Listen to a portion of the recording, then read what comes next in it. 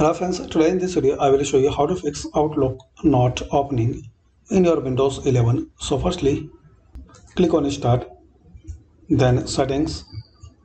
In here click on Apps. Now here click on Default Apps.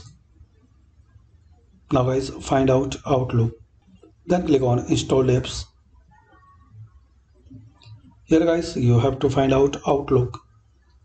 So guys, you will see Mail and Calendar. Click on this three dot, then click on Advanced Options.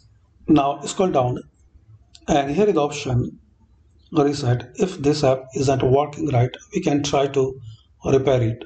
The app's data won't be affected, so click on Repair. Now wait till repairing process will be complete. Now once guys this complete, close it and restart your PC or laptop. And after restart guys, click on Start. Now here type Outlook. Open Outlook. So hopefully guys, using these simple and easy steps, Outlook not opening error will be fixed. Thanks for watching and please comment guys this video useful for you or not.